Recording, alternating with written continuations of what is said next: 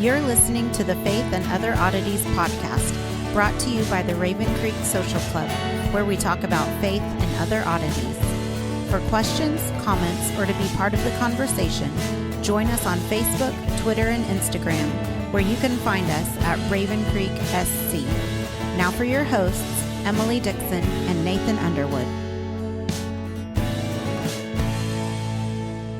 Well, hey everyone, welcome back to Faith and Other Oddities, the show where Emily and I read the Bible and talk about it. And then hopefully people listen. Hope you're enjoying it out there. We've been doing this how long and we still don't have our intro down? No, I have no idea how to. I mean, we are professionals and all, but right? Sure. Right. I mean, I guess professional would imply we make our living doing this, but we No, So- this is how we keep ourselves out of trouble with our spouses. semi-pro podcast league, I guess, is where we're at.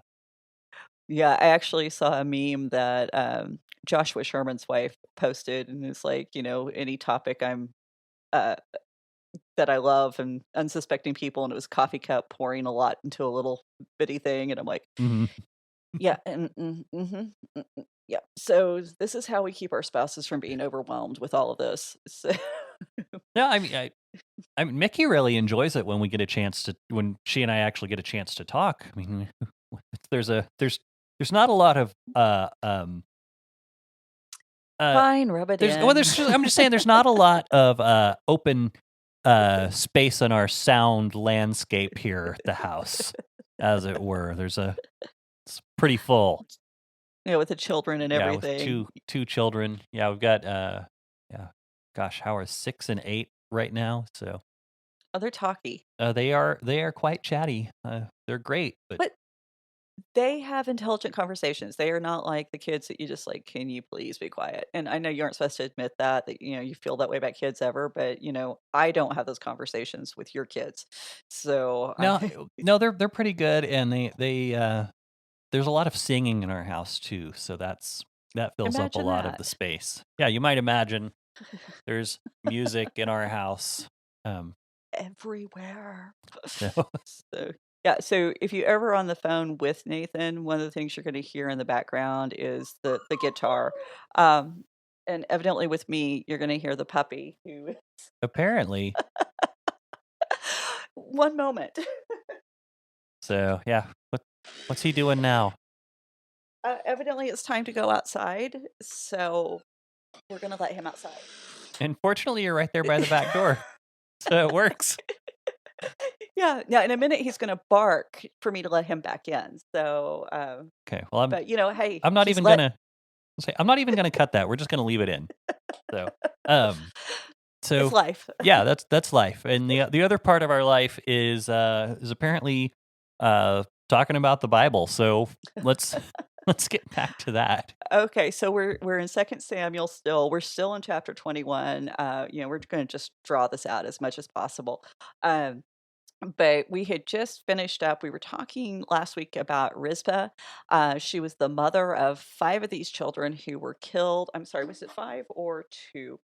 Anyway, her kids were among the ones that David had given over to the Gibeonites to be killed because Saul had killed the Gibeonites. And we were talking about the potential of what that can mean, what's going on here. And actually, Greg, he's in the paddle store. He's kind of picking up on some themes, and it's always fun when people are like, okay, here's what I think, and trying to bring some stuff to the conversation.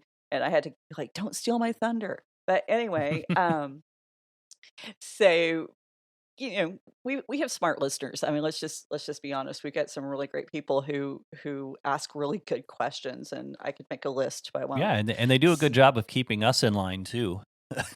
Yeah, well, and we need that. I mean, whether we want to admit it or not, and not just us, everyone. But moving on. But maybe particularly us. Anyway, but Bergen had said that Rizpah was perhaps the supreme expression of maternal loyalty in the Bible, because she had stayed out there and she had made sure that the birds and the beasts had not desecrated the bodies any further. I mean, it was already bad enough they'd been left hanging. And we talked about how the point was to preserve the bones, because the bones in that society, that's the important part. I mean, when you're living in that kind of just climate, then what you're looking at is bodies that break down very quickly just because of the heat and the springtime with the moisture, whatever. The decomposition process is very quick, and so this is the reason why we have bones. Now, the we do know that the rain comes, and this is trying to find my verse number because I had already to. Oh yes, she stays there until the rain comes, and we aren't told exactly when the rain comes. Um, did she stay there until the famine stopped with the arrival of the rains? Are these the autumn rains? Because that would have been late September. The kids or the boys were killed in April, which was the early part of the barley harvest. Um, so was she there for months? Or was she there with some unexpected, kind of unusual rain after the beginning of the spring? Because in Israel, after April, there's not a lot of rain between April and September. And so the rain is kind of an important clue as to a timeline, but we don't know. And there's a reason why there's a question here. So we're going to keep going and we're going to talk about what the question is. Um, so Anyway, verse 11 is where we're going to pick up. When David was told that Rizpah, the daughter of Aiah, the concubine of Saul, had done, David went and took the bones of Saul and Jonathan from the men of Jabesh Gilead, who had stolen them from the public square of Bethshan, where the Philistines had hanged them on the day the Philistines killed Saul at Gilboa. So David, he's completely aware of what Rizpah's doing. He understands the magnitude of this action.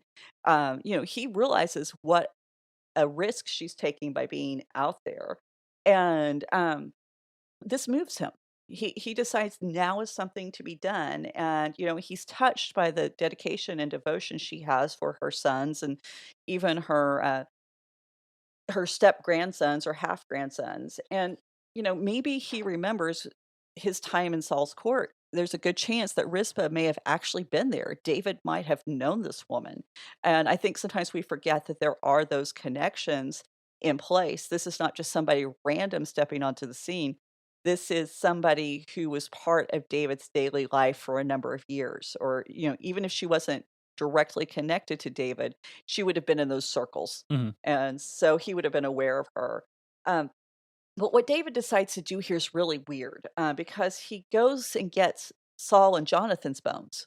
It's like Rizpah's out with these 7 kids who are guys who had been killed, and he goes and gets Saul and Jonathan's bones. And if you remember at the end of First Samuel, Saul and Jonathan were killed by the Philistines. Saul had killed himself; he'd fallen on the sword, and the bodies were gathered up. They were fastened to the wall at Bethshan, and that's a Philistine city. And early in Saul's reign, you gotta go even back further to the beginning of First Samuel. One of the first things that Saul did, and one of the very best things that Saul did, was he saved the city of Jabesh Gilead. And it was that demonstration that he was in fact the king over all of Israel. That even the outlying, the very, the border towns were still going to be protected by the king of Israel, who was going to bring the entire army to save everyone. There wasn't going to be, any town left behind. Ha ha. But so the men of Jabesh Gilead, when they heard what had happened to Saul and Jonathan's bodies, they had gotten the bodies because they weren't going to let them be violated this way. And then they burned the bodies. And they burned the bodies supposedly with the intent, and presumably, with the intent to keep the bodies from being desecrated in the future. And so a few of the commentators, they said, David could not have possibly gone and gotten the bones of Saul and Jonathan because they were burned. Okay. I'm gonna, all the props for these guys for being smart when it comes to language and culture of the Bible. They do not understand the basic science behind burning a body. Okay. And because of some really weird experiences in my past, I actually know a little bit. So, one of the things that we need to remember, a simple bonfire is not enough to burn a body. You can burn the flesh, you might even get some of the outer layers, you might get into the muscle, but you're not going to burn the bones. It takes a approximately 1800 degrees Fahrenheit to start breaking down the bones, and that's over a period of like 3 to 4 hours. This is not something that happens easily. So, unless you have an oven built specifically for cremation, you're not going to begin to even break down the bones. As a matter of fact, when in the process of cremation, with in today's commercial settings, the bones themselves are not even broken down. They actually run them through a grinder, and this is the reason why you don't get your loved one's ashes back. You actually get the cremains back. That's the technical term because the bones will not break down in that even that kind of heat. And so, yes, they did have the technology to manufacture this kind of heat back then because we're talking iron, bronze, this stuff is being worked at this point in time, so they can generate that kind of heat with the right kilns and stuff. But it's not likely that at that point in time that they actually took time to do that with the bodies. So it was very possible this is not some kind of mistake. David completely could have gone and gotten the bones of Jonathan and Saul. So, when you're reading commentaries, one of the things you do need to keep in mind is not everybody is an expert in everything. Sure. I mean, they sometimes we have this tendency to jump to conclusions about things we don't understand.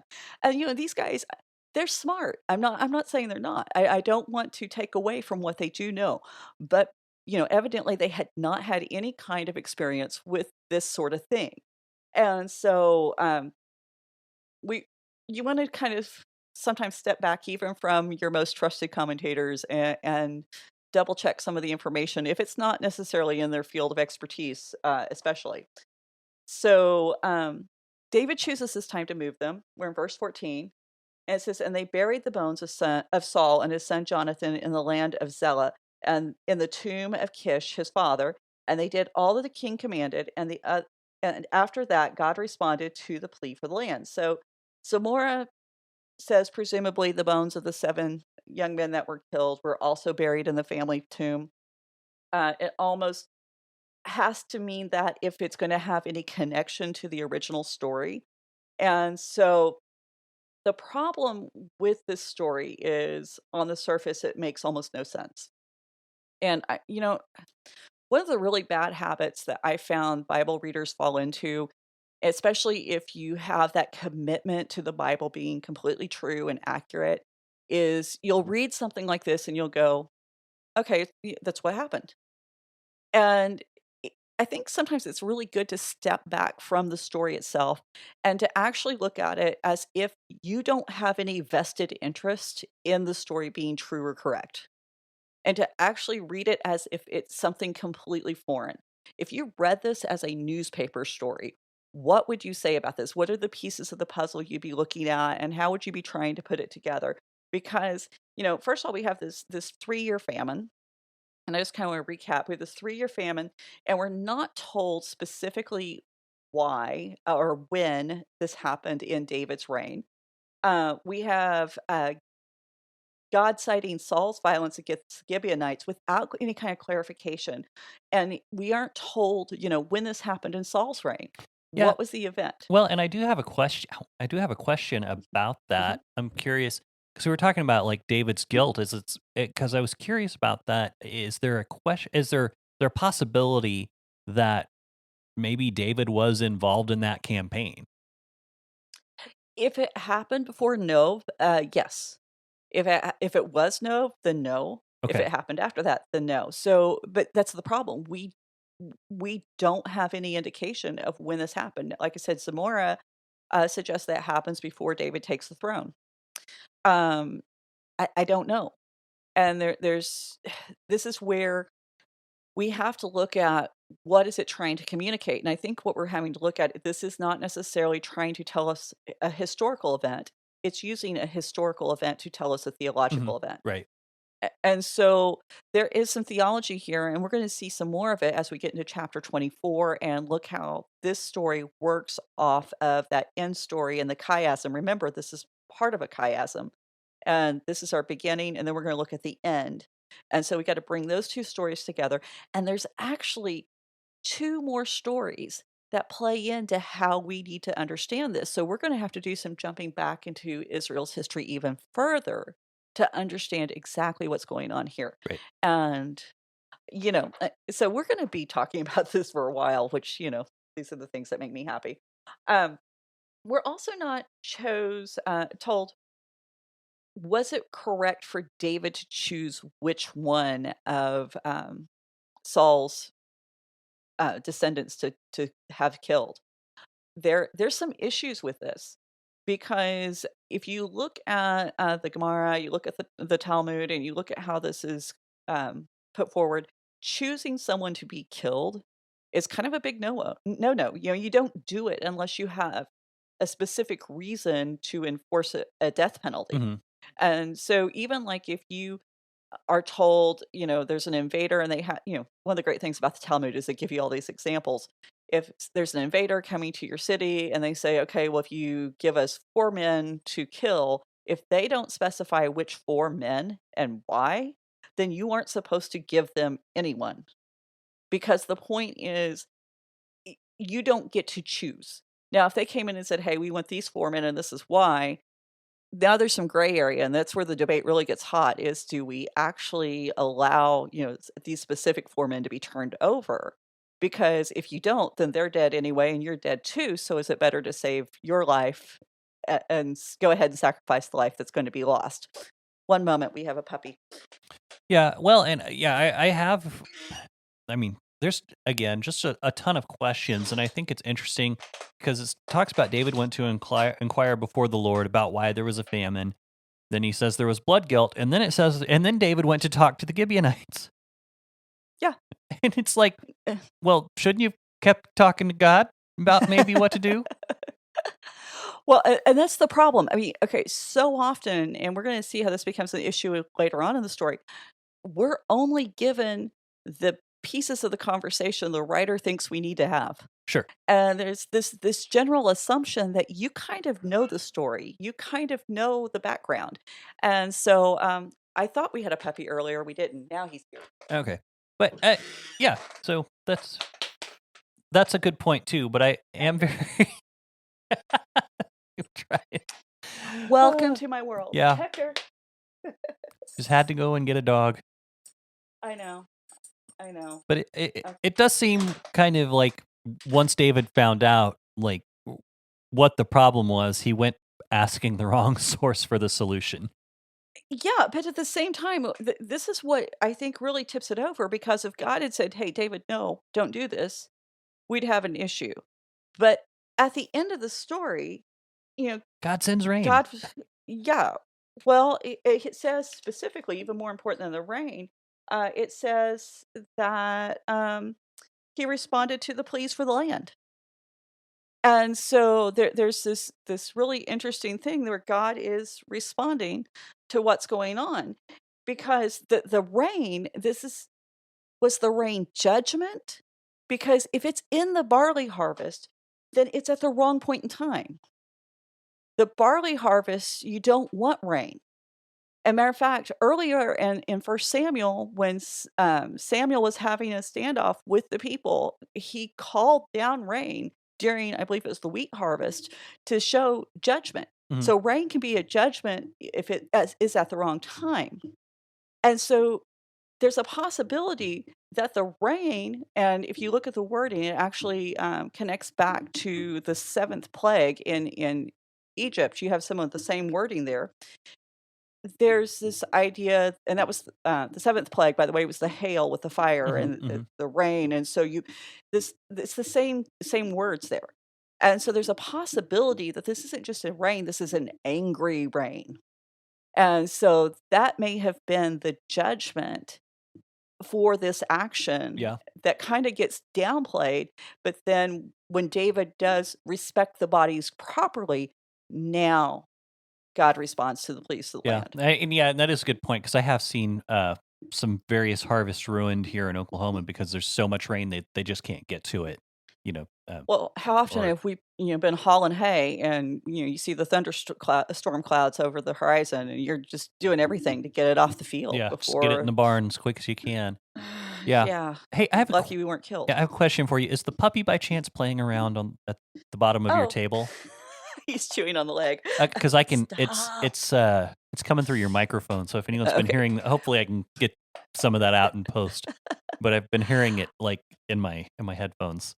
Yeah, he was like literally on the leg that the microphone is right above. So, yeah, so there's this possibility, and I kind of think that's one of the answers is that the rain is actually the judgment against the death of the Gibeonite. Sorry, the death of Saul's children, and it's only when David comes back and offers the proper respect to the family that we have the response to the pleas for the land. And what is interesting is that there was still an issue that needed to be addressed. Don't get me wrong, because God specifically had sent the famine. There was that conversation where David says, what's going on? And God says there's blood guilt. So there has to be some kind of atonement made. Mm-hmm. And that's still, so, even my solution that I kind of like doesn't answer all the questions, but we're going to get more into that with, like I said, chapter 24, because when you do have that chiasm, you have to be sure and let those stories play off of each other, or you're not going to get all the information. So, now I do think that we are supposed to be bothered by the story. I think that this is not a story that we're supposed to just, okay, David took care of it. You aren't supposed to just keep reading as if it's no big deal. I think you're supposed to be moved by Rizpah. I think that's the reason why she was included, is that she does present this very sympathetic character in a story where otherwise everybody's just making horrible decisions. Mm-hmm. And so you're supposed to see her as someone that you can pause in the middle of that story and say, "Hey, this is how I would be. This is where I would be in the moment." And the writer's really good about that. And so then you've got this, like I said, God responding, and it's it's just messed up. The whole story is just so crazy. And, and we need to remember that the basis of the story is Saul breaking that vow to the Gibeonites where, they were supposed to have a place in the land. And so the idea that Saul was going to drive them out. And there's provision. We need to remember in the Torah, there is provision for the people who are not Israelites to live in the land. And so, anyway, 1 Samuel 24 said, we need to remember that David had made the promise. This is where I'm trying to get to. I'm sorry, it's just crazy this morning. I'm not set up where I normally am, and it's making the animals weird. So 1 Samuel 24, we've got to remember too. That's where David made that vow to Saul, Saul and Jonathan, that he says he would not cut off their offspring or destroy Saul's name out of his father's house. So it looks like, not only did Saul violate an oath, David is violating an oath. He's only barely managing to keep it technically by allowing Mephibosheth to stay alive.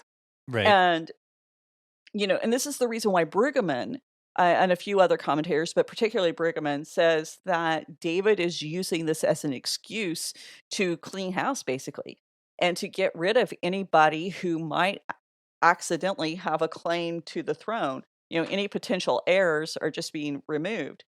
And so the advantage of that view is that it really makes sense of Shimei's cursing David. Remember when David had fled from Jerusalem, Shimei came out and started cursing David and saying, "Hey, you killed everyone in Saul's household."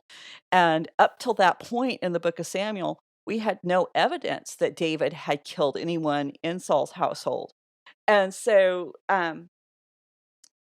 that does hold a little bit of legitimacy as far as timing. Now, there is really no good reason to see why God would reward these events, though. That's the problem, and that's where the real issue,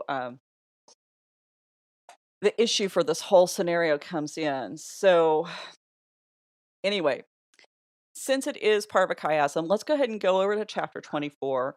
Let's look at what's going on.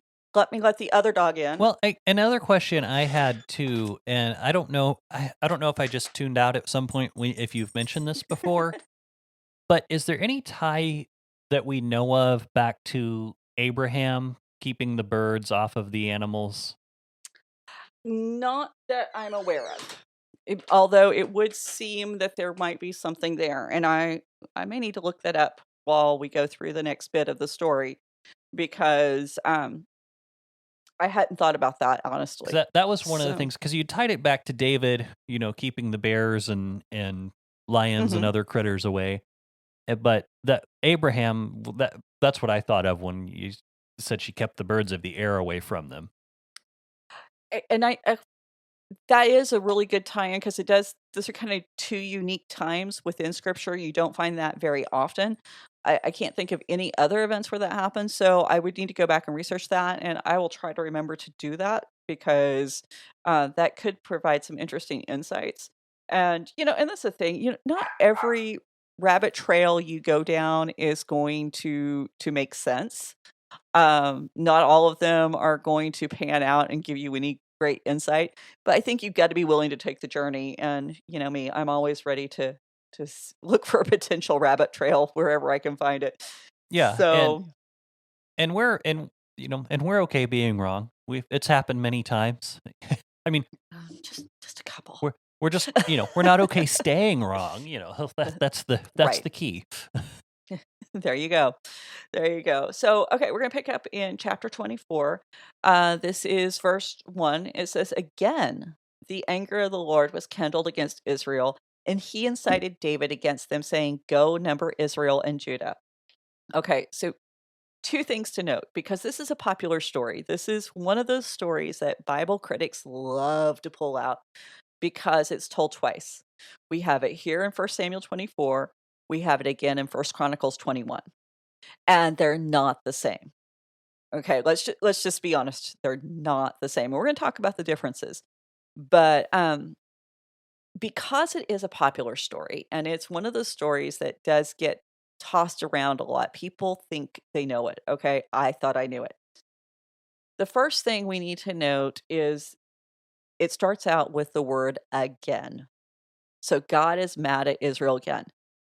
Notice, once again, we are not told why. We're not told what's going on. We just know, much like when chapter 21, where there's this unexplained famine, we also have this really weird, anger of God, and we don't know why. But we need to understand the anger is not at David. Read what it says. Again, the anger of the Lord was kindled against Israel. Okay, that's who he's mad at, not David. And a lot of people think this story is about God being angry at David. In fact, what God does is incite David.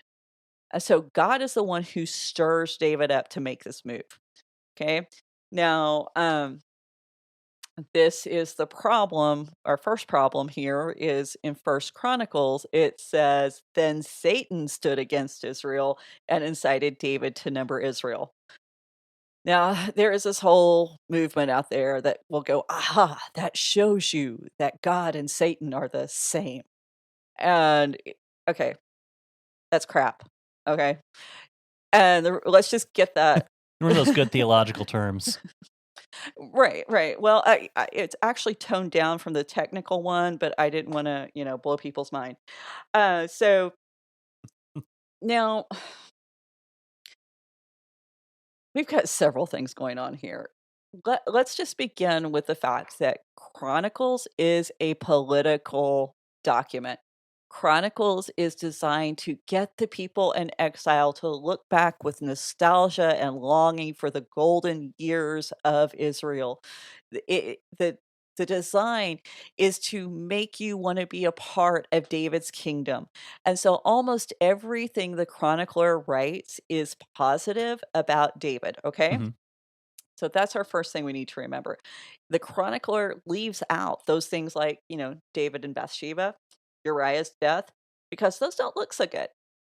But at this point in time, the chronicler is getting ready to tell us a different story. And he's tweaked his story to fit his agenda, but there's going to be some interesting things that he doesn't tweak. And so you're going to have to kind of follow along with me to stay there. So the most notable tweak here is that he omits the name of the Lord. That's the Tetragrammaton, and he substitutes Satan. Okay. The second, we're going to get back. Is it Satan, or is it the Satan in the Hebrew? That's something I'm curious We're about. going to come back to that, actually. But I need to know. Okay, so yeah, we're going to come back to that because I want to make a couple of notations, and then we're just going to dive in there. So the second thing is that the chronicler omits the reference to Judah, where the Samuel includes that. You see the beginnings of the division in Samuel. The chronicler wants to present a unified nation. Okay, this is a great nation. There's unity, and so we don't note the Israel and Judah. It's just Israel. No suggestion of division. And evidently, I'm on the thoroughfare for the critters. So now We're gonna have a staff meeting later. Like, I know. During these times, you just got to stay put. So what's really weird, above and beyond any of the tweaks, is that the chronicler decides that despite the fact that this story does not reflect David in a good light, it's still so important that it has to be included. So that's the first thing you need to know. This is an important story that even though it doesn't fit, the chronicler has said, I still need it because it's all about the building of the temple, and the temple is so central to the identity of Israel that they could not leave this out and provide us that grand sweeping drama that is David's life. So to omit this story would be almost on the same level as omitting, Moses and the burning bush. You just don't do this. Sure. And so the challenge for the chronicler is to figure out how to faithfully incorporate it without compromising his mission and message as a writer. So the first question we got to answer is, how do we reconcile the stark contrast of the Lord and Satan? Okay. It's not that complicated. I know. I like even I know this one, or at least I know a solution to this one. You know a solution. I'm going to tell you right now, your solution's wrong. It is not Ha-Satan. I wish it was. I mean, it's just like, boom, done. I mean, we don't even have to go any further. It does just say Satan. So at the time that Chronicles and Samuel were written, Satan is still not a proper name, people. Okay? Right. It's just not there. Satan is a term, it's a role, it's a function, not the essence or the moral fiber of the being. It's a verb. Yeah. And so, we're probably most familiar with this from the book of Job. The sons of God came to present themselves before the Lord, and the Satan was with them. The Satan, Ha-Satan, what you were talking about. This is where you were going with it. And we all know proper names don't have the attached to the beginning of them. I'm not the Emily or the Nathan, although I might aspire to be the Emily. But anyway, that's a whole other ego trip we don't need to go on.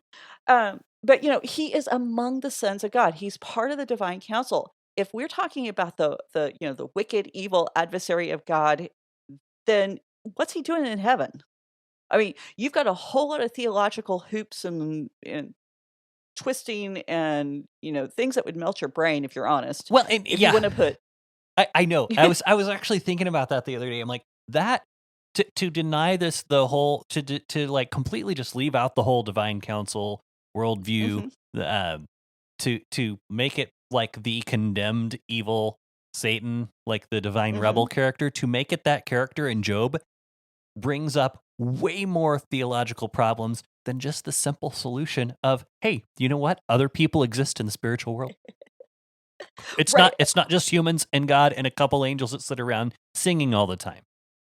I don't know any scholar who actually says that this is Satan as we personify him today. And so, but we do this. Functions become names. Sure. We can see this with so many last names. I mean, good grief, Smith. Smith, Cooper, Fletcher. Yeah, it's right there. It's in the name. A function became a name. And so that's just the way language works, and we shouldn't be surprised. And this is not the only time we see it. Back in Numbers 22, this is when Balaam is trying to go deliver the prophecy, and he's got the talking donkey. Everybody knows this story. And it says the angel of the Lord was in Balaam's way. He was acting as a Satan. Again, it doesn't have that hey attached to the front of it. It's a Satan. So in two passages, or in this passage of Numbers, we have the angel of the Lord unambiguously identified as a Satan. Is the angel of the Lord Satan?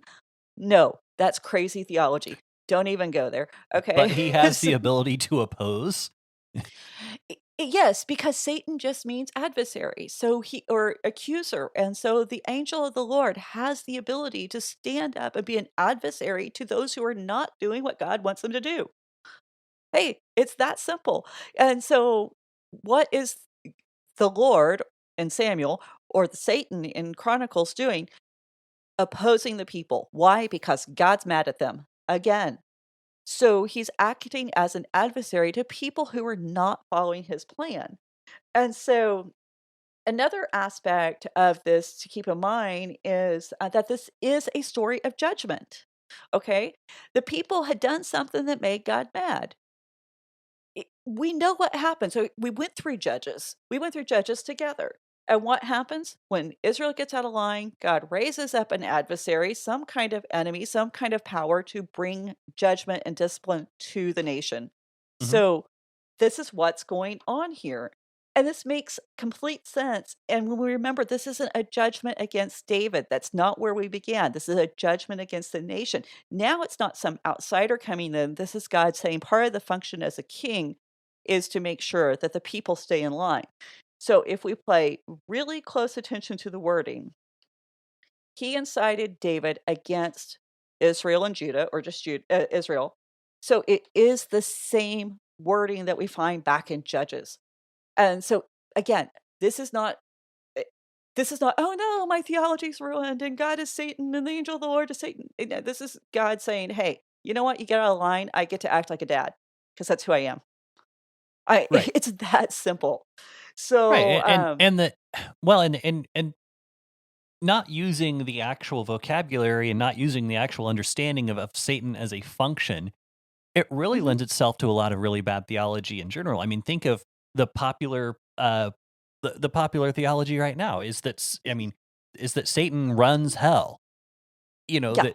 Yeah. It really it's this character that he's been made larger than life because he's Mhm. actually kind of this central figure. I mean, granted, there is kind of this divine rebel figure, but I don't believe he runs this unified evil kingdom. Right. He's not like some kind of corporate executive running all this stuff. I mean, it's Are you sure? I've seen the shows. I've watched Supernatural. I even caught a few episodes of Lucifer just to see what people were saying.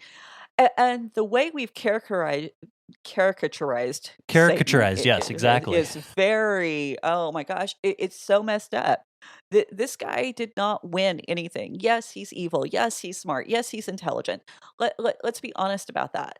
And he exists, but he exists not as we have pictured him, and he's not somehow um he's not somehow God's equal. There's no cosmic duel going on here. God wins. God has won. Yeah, it And was never a so question. And and actually on the note you mentioned the show Lucifer. I remember when I actually haven't watched it. I didn't really have much interest don't waste in your it. time. But it was funny to me when it first came out, there was some, Christian mothers group who was protesting it because it makes Satan look glamorous. It's like we're basically told in the Bible he's going to appear as glamorous as an angel of light. You're upset because he's being presented as something Accurately? that might be appealing. And that's the problem, is that he presents things in the world that lead to death as appealing. And so it's like we have this semi-accurate portrayal of someone who's glamorous and slick and could tempt you into things, and not someone who's hideous with a characteristic, horns and a pitchfork. And I don't know, that just frustrates. That's my little side rant there. Okay, But so, well, since you brought it up, if we're going to talk about things that bother us in the portrayal of Satan in pop theology or pop culture, sorry, pop theology is similar but not quite the same. It's this idea that Satan just wants to be with his dad, and his dad misunderstood him. And come on, he's not a teenager who comes from a dysfunctional home. Okay, that's the thing that gets me about pop culture's representation well, that tells you more of about the Satan. writers than it does about Satan. Yeah, it does. And so, we really need to look at what the Bible has to say about Satan, which honestly isn't a whole lot. I mean, if you just want to go through and read the passages, you can do it in so little time. And when you cut the passages out that aren't referring to Satan, the person or figure, Mhm. the divine rebel, then you don't have much at all. Right. And that's how much room he takes up in God's mind. Okay. That's how much space God feels like he deserves. Yeah. So, and honestly, okay, and I'm just going to put this out there. If you spend more time fearing what Satan's up to than being thankful for the things that God is doing, Mm-hmm. you're worshiping the wrong person, the wrong being. Okay. Let's put that little pointed thing there. And too many Christians are worried about what Satan's up to. And that's a form of worship, guys. Okay. Just fearing something and living your life in constant worry, that's a form of worship. Stop doing it. You need to put your focus back on God and what he's doing. And that is the proper worship. And that's the right worship. And you know what? That brings peace. It doesn't bring anxiety and depression, and it doesn't leave you looking at every news story, wondering when the end of the world and when the Antichrist is going to come. And don't waste your time. Do what you're supposed to do. God takes care of that. Okay. Yeah. So, Yeah. Well, and it is. There are so many Christians in the world that I do wonder. It's like, how I see them post all the time about the things that they fear, the things that they are 100% sure are sins, mortal sins. Then oftentimes Mhm. they're things that just like, no, I think you you're can have the candy worrying bar. too much. It's okay. Yeah, and it's like and talking about how much they hate certain theological views, and it's like, I wish this person would spend as much time talking about things they love as they do about things that they hate, because they're certain that they're terrible mortal sins. And we're talking like theological minutia Mhm. that in Mhm. the grand scheme of a lot of things. And Yeah. I'm like, if half the Christians in the world loved anything really as much as this person hates all these things, we the world would be a lot better. And Oh, yeah. so yeah, let's focus on, what's Paul say? Whatever's good, whatever's pure. Focus on Well, these things. I'm puppy training right now, and I'm remembering a lot of stuff right now because if I spend my whole day telling my puppy no, all he's going to do is get to the point where he's going to cower and do nothing. And so, but if I say no, let's do this instead, Mhm. he develops confidence. He's 7, 8 weeks old, and he knows 8 tricks. Okay, because instead of allowing, sitting there focusing on things he can't do, I'm saying let's focus on what we can do. And I know that's like a really weird example, but it's a good life lessons. If more people would focus on what we can and should be doing, we don't have to worry. We don't have time or energy for the stuff we shouldn't be doing. So, I mean, it's very simple to bring ourselves back to that place of peace and to bring ourselves back to a place where we can have joy. Mhm. And if you aren't experiencing that, then you need to ask yourself, where is your focus? Yeah, well, and And so, exactly. Well, and I had a conversation with well, not really a conversation. TJ and I kind of exchanged some comments and stuff on the paddle store. I made a joke about apparently one of the abandoned SpaceX satellites is on a collision course with the moon. And I made a joke that, oh no, this is how we start a war with the moon people. I obviously know right. there are not people living on the moon, or I'm pretty certain. I mean, based on the information I've been given all my life. that there's not people living on the moon that are going to start a war with us. And this story's getting out of hand. But TJ mentioned that um, he mentioned that in some of the other like kind of fringe Christian groups, people are saying, "Oh no, this is how a fragment of the moon is going to be the wormwood meteor that poisons the water, and this is the end of the world." And I was like, and I was thinking about that. I'm like, growing up in the church we grew up in, Mm-hmm. and I mean, there was a lot of focus on the end of the world and how everyone was terrified of this is going to Mm-hmm. happen any minute. And every time the moon was a little bit too red, or every time you saw a shooting star, every time there was a news report about a comet that might get a little bit too close to Earth, it was the end Mm-hmm. of the world. And it really was. There was a lot of fear growing up in that denomination, in that church, and Yeah. and it really is. And I was trying to think of a good way to really say this. I mean, it's because I don't want to sound like, "Oh God, thank you for making me the way I am," like the Pharisees, but it really is. Whenever you get into studying, and the stuff we've been focusing on God's goodness and His provision. And Mm-hmm. yeah, we've been Mm-hmm. looking at a lot of really rough stories to get there, Mm-hmm. but we're not focused on the doom and gloom and how much Jesus is really angry, so He's getting ready to come back and stop all this bad stuff that's going on. That's the message we grew up with. Is And Jesus you're one of the bad things that needs to be stopped. is that God hates everything except Himself. That was the message we grew up on, Mm-hmm. because Mm-hmm. everything else is sinful and God Mm-hmm. hates every bit of it. And Mm-hmm. that was, I mean, if you wanted to condense it and boil it down, the only thing that's good about you is Jesus. The only thing God could delight in is the fact that that Jesus died for you. That was it. And Well, and it was done not out of true love; it was out of pity. well, it wasn't It even done was. out of pity. It was done out of some kind of moral responsibility to fulfill His own prophecies. And that was, and I mean, I'm sorry. Not wrong. I mean, I'm not saying God didn't have a moral responsibility or whatever, but it was the way that it was presented. It was always like some kind of like, well, now I have to do this because I said I'd do it. It was the way that it was presented. And I'm sorry, I'm going on a bit of a rant here, but when you get to looking at the Bible, what it actually says, like we've been doing, and we haven't even got to the New Testament where the good news is, right? Right. We're seeing God's goodness and provision, and we get to take some time and delight in His provision and Mm-hmm. His care for His people and the example He's Mm-hmm. shown over and over and over again.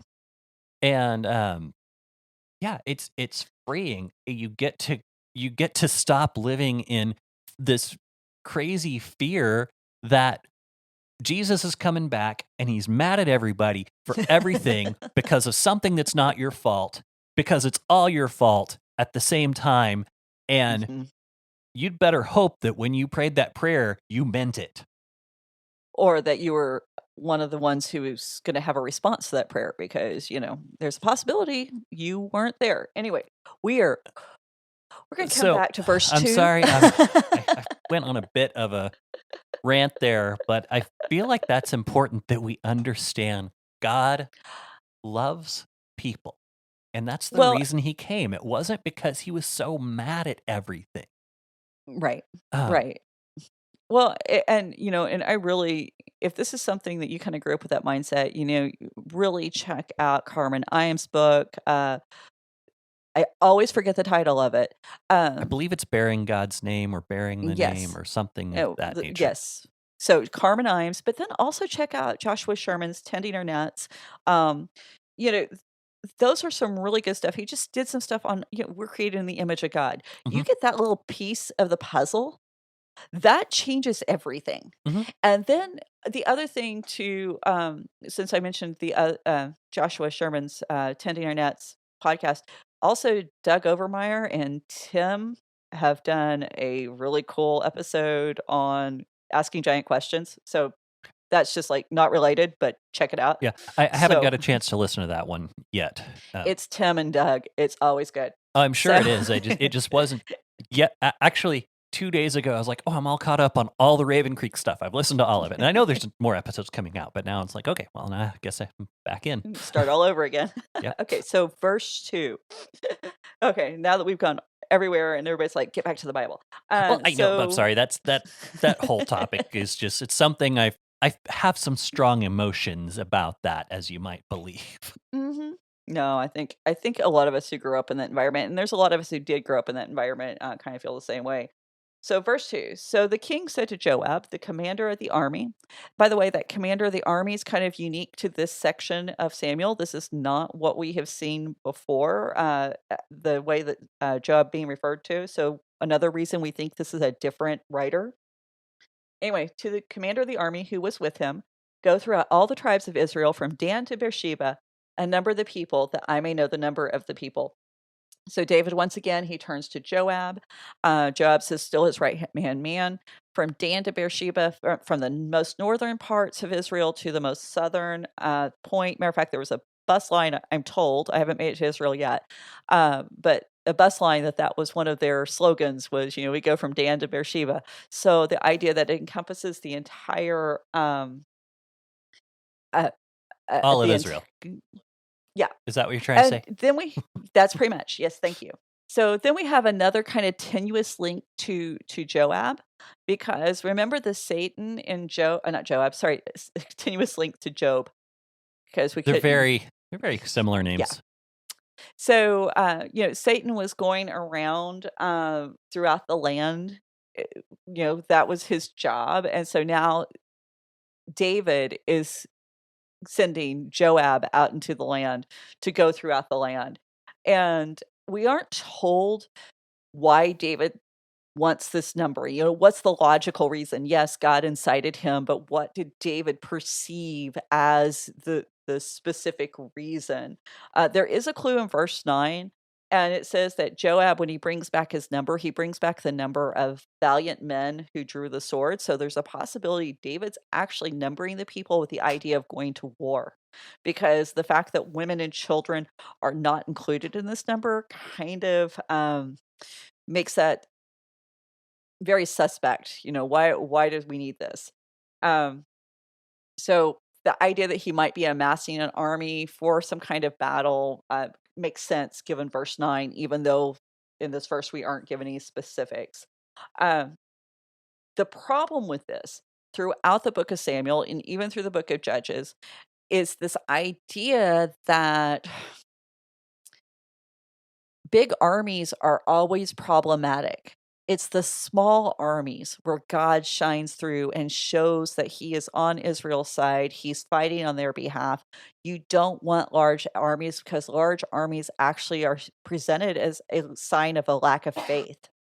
And so the fact that David is now doing this might actually seem to be a lack of faith on his part. And that might be the issue. But we're not told. That's the problem. And this is the reason why this story is so crazy. One of the reasons why the story is so crazy. So, verse 3. But Joab said to the king, may the Lord your God add to the people 100 times as many as they are, while the eyes of my Lord the king still see it. But why does the Lord my king delight in this thing? So, Chronicles also records this conversation, but has a slightly different version. So, I want to read what Chronicles says. This is Chronicles, 1 Chronicles 21:3. Said, but Joab said, may the Lord add to his people 100 times as many as they are. So the same opening line. And then he says, are they not my lord the king, all of them, my lord's servants? Why then should my lord require this?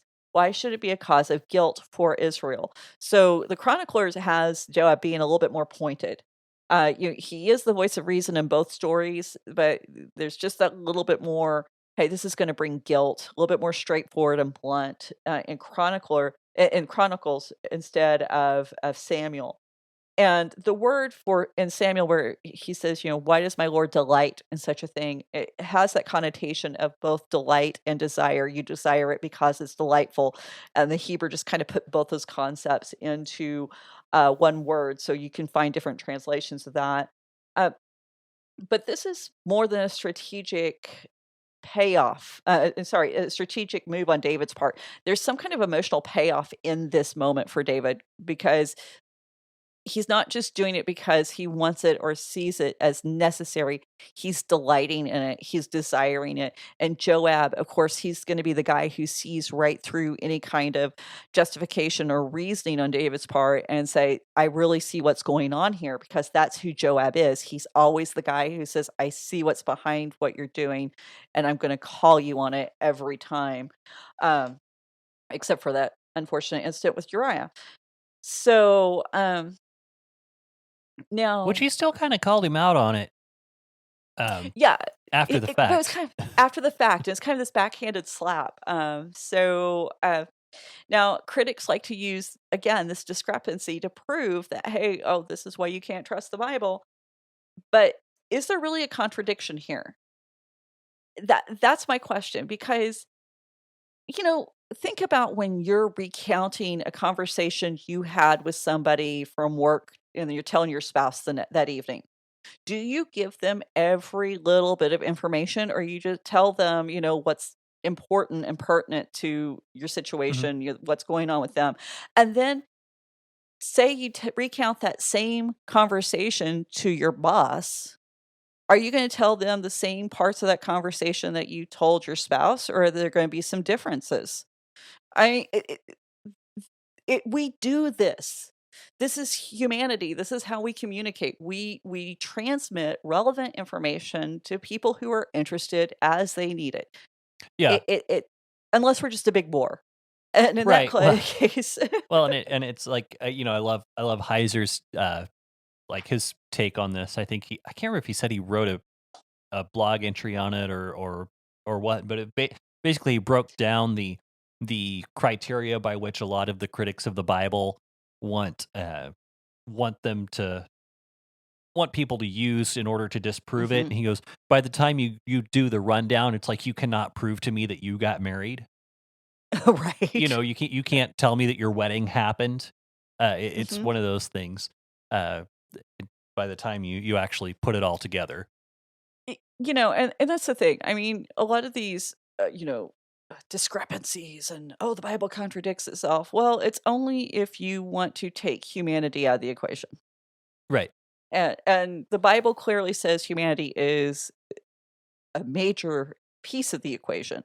So, now it is interesting to note that because Chronicles tends to present David in such a favorable light, that the chronicler actually goes out of the way to put the guilt squarely on David. Because some of the ancient commenters, the rabbis and sages, they really wanted to shift the guilt away from David. And in Samuel, they actually made Joab the bad guy in this, because he's the one who did it. Yes, David commanded it, but Joab was the one who carried it out. So it's Joab's fault that all of this happens. But in Chronicles, the writer doesn't let David get away with it. He says, this is David on David. David's the one who's causing all of this. And so the fact that we have this unfavorable recount of the story, even more unfavorable than Samuel, and Samuel's not been easy on David, and where Chronicles has. And it's almost like the two books swap positions here. It's kind of odd that Samuel seems to be a little bit more lenient, and Chronicles tends to be a little bit more stringent. And so I it just had an image of actually someone like carrying like I know that way they weren't written this way, but someone like carrying a stack of papers. Whoop. Let's put them back. Try to get them all in the back this in looks the like, right order. yeah, well, and yeah, that's almost what it feels like. And it's crazy because you don't expect this, but you know what? That actually adds more integrity to the individual books. Because it would have been so easy for the writer of Samuel to go, "Hey, David needs to be questionable. We need to present all his flaws. We need to present all the flaws with kingship and the monarchy. And so we're going to make sure everybody knows David's guilty." And the book of Chronicles could have said, well, kind of left that wiggle room that the rabbis found in Samuel to say, "Oh, look, maybe it's not David's fault. Maybe it's Joab that we need to be looking at as the guilty one." And so it's it's really interesting to me that you have the swap. And if you want to prove that, the Bible isn't trustworthy, then why in the world would the writers do this? You have to ask that question. What possible reason could they have for kind of changing gears at this moment? The only possibility is they believe this was a faithful recitation of the events as needed to convey the story to their audience, the important parts of the story to their audience. In this case, David messed up. And so I actually I actually like that. Now, the other issue with this story is we're not told why a census is problematic. There is no commandment in the Bible forbidding a census. A matter of fact, in Numbers chapter 1, verse 2, 4 2, 4:22, 26:2, we have God commanding Moses to take a census. It's right there. Matter of fact, the book of Numbers is called Numbers. Why? Because the whole book is about numbering the people. Right. And so, this is a really problematic thing that the census is an issue. Um, Most commentators think the issue with David's census is for one of two reasons, or some combination of them, is that David to God didn't command David to take the census. Yes, he incited him, but he didn't command it, where God had specifically told Moses that, yes, you need to do this right now. Um, Now we're getting into some sticky territory. What's the difference between inciting and commanding? Did David have a choice if he's incited? Um, these are fun things, and I think it's a little beyond the scope of where we can go today because we're running out of time. But the second reason is David conducted the census in such a way that it actually violated the Torah. The prescribed methodology for taking a census is described in Exodus 30, verse 12 and 13. It says, "When you take a census of the people of Israel, then each shall give a ransom for his life to the Lord when you number them, and that there be no plague among you when you number them. Each one who is numbered in the census shall give this half a shekel according to the shekel of the sanctuary. The shekel is 20 gerahs, half a shekel as an offering to the Lord."